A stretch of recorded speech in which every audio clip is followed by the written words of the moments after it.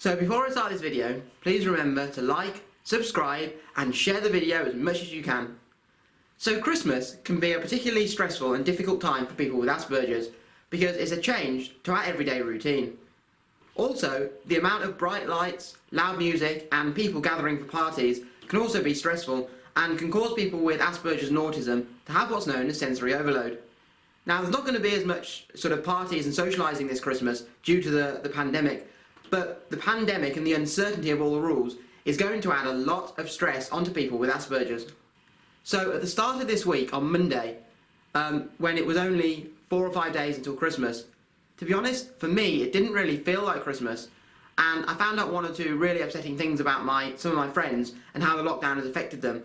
And with all the uncertainty of all the rules and going into different tiers as well, because some areas went into tier 4, and I didn't know whether the area that I'm living in the Midlands, would go into 4. So with all those things happening, it didn't really feel like Christmas, and I was having a bit of a low week, to be honest.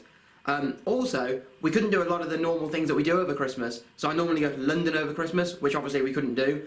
We have a lot of different family parties. So one party we have every single year is with my dad's cousin and all her family. We couldn't do that. I normally go over to my other cousin's house and my aunts and uncles, and we couldn't do that this year. So there are a lot of things that we couldn't do.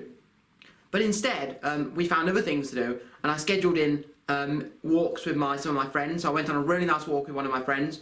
I went on another really nice walk with my mum and dad.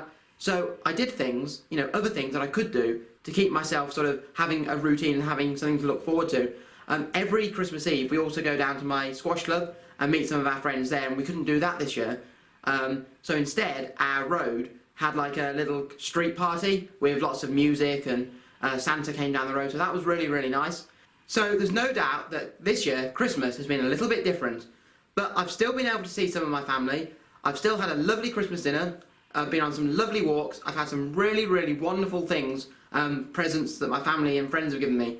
So although Christmas has been a little bit uncertain this year with the rules, and we haven't been able to do a lot of the things that we normally do, when it got to Christmas Eve, it still felt really Christmassy, and I had a lovely day on Christmas Eve, Christmas Day and Boxing Day. So you've just got to try and remember all the positive things and all the people that are worse off than you, because I'm really lucky to be in the situation that I am, that I'm in a nice house, I've got a lovely family, I can always call someone if I need to.